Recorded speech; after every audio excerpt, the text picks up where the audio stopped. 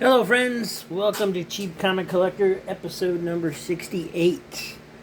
Today, we're going to be looking at some kids' comics that I read recently. We got Beagle Boys versus Uncle Scrooge, Wendy the Good Little Witch, Pep Comics, and a Beetle Bailey number 127. But before we get into that, I wanted to go over these. Now, I know in a previous video I said I wasn't going to mention these anymore. But the very next series that I read, Convergence the Atom, this was actually a good story.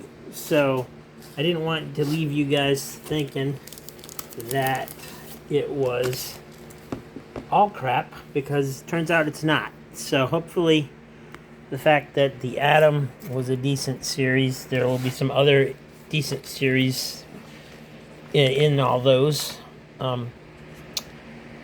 And so in this series, it basically follows the same storyline as all the other Convergence issues. But this was written better. It has better art. It's just a decent little series. So one thing I did not understand is on the first page of all these series, they have these fight for your city things, and it tells you kind of, I guess where they're at. Like, this is pre-Flashpoint, Gotham City. But then it goes on to show these other,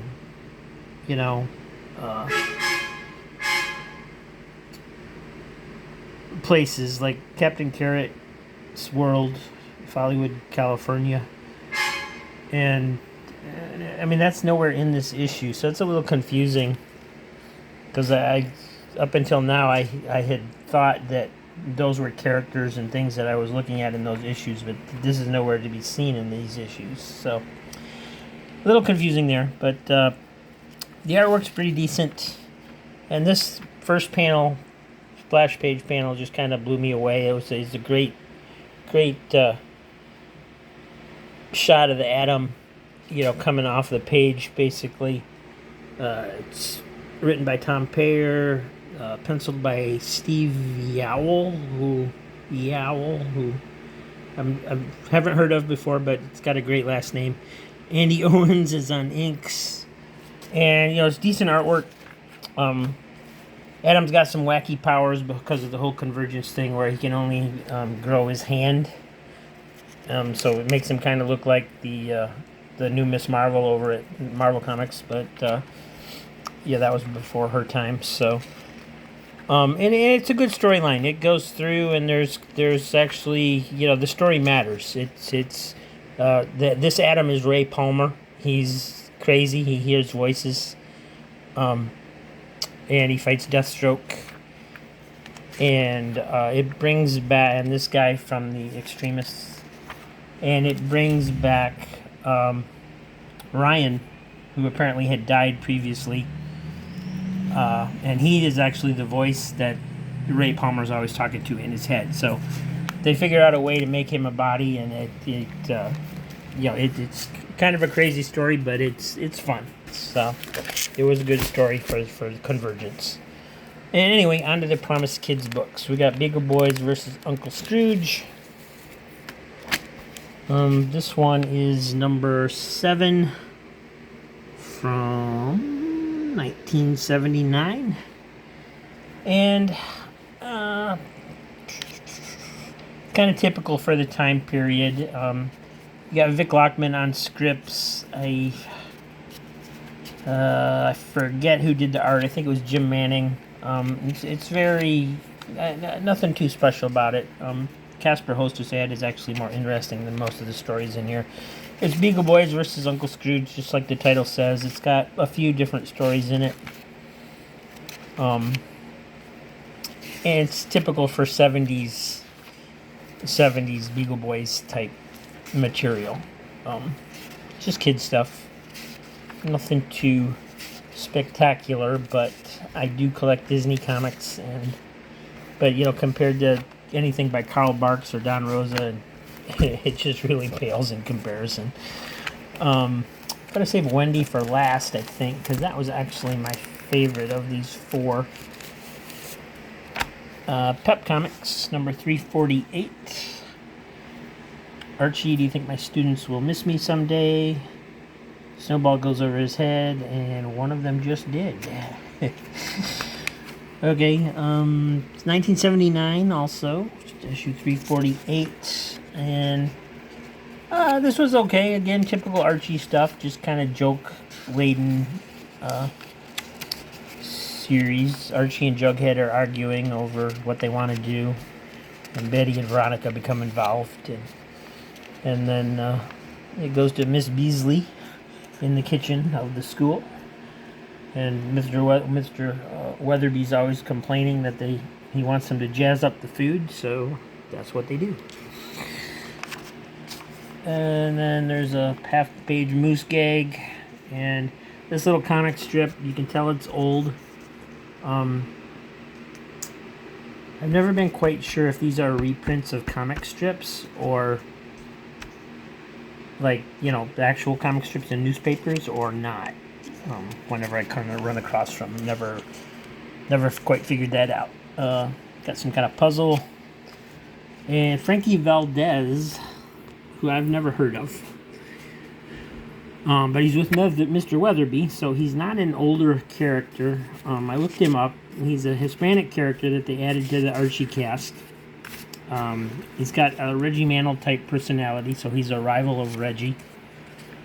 And that was an interesting story because I had never seen the character before. And he does skateboard tricks.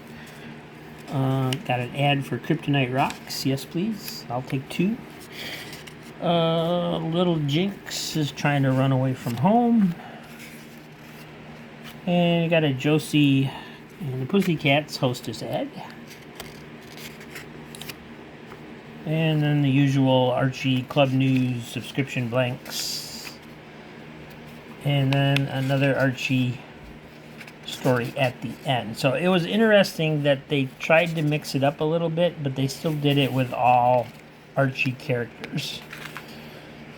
Because usually Pep has, you know, some other characters in it, or at least they did for a long time. It wasn't strictly an Archie title. And then on the back you got the 70s posters ad. Farrah Fawcett, Linda Carter, Susan Anton, Cheryl Ladd, and so forth. So that was kind of fun. It was a fun issue. I enjoy, you know, reading through Archies because they're kind of light and breezy. It's just a fun issue, and this got me away from the superhero comics for a little bit. And then we have Beetle Bailey number 127 from 1979 also. These are all from 1979. So we have Thor hosts his Fruit Pies ad. And then the Beetle Bailey story. This was interesting because I kind of compared it to the Blondie issue from Charlton that I reviewed last time. And this is kind of the same premise where they'll have like a one-joke story. But this was better done. This was... it built. You know, they built on the gag as they went through the story. And it's about Beetle trying to set the record for sleeping, which of course he has no problem doing. And so it was interesting. It did kind of end abruptly, but it was a fun. I liked how it built throughout the story. And then you have another one where Sarge is just basically chasing Beetle, trying to beat him up. And the next one was a short story about how to motivate the men to do a better job. And some typical 70s ads for various things. And then the last ones, Beetle tries to get even with Sarge by putting helium in his air mattress, so he floats away during the night. And then that wasn't the last one. We have a bowling story, which was just kind of a space filler. It didn't make a lot of sense.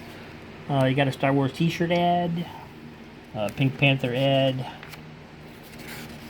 and the ever-present toy soldier ad. And it was a fun issue. I'm not sure if I've ever read a Beetle Bailey issue before. I think I have a few, but that might be the first one I've actually read.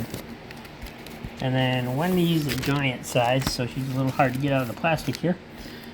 Number 74, 25-cent giant. Got Wendy, Casper, the Witch Sisters, Ghostly Trio, and Spooky. Now, I never knew the Witch Sisters had names, and apparently neither did whoever did this cover. But very early, I think in like the second story in here, they do mention their names. So, the Wendy, the bad little witch, the good little witch, in Wendy the Bad Little Witch. Okay.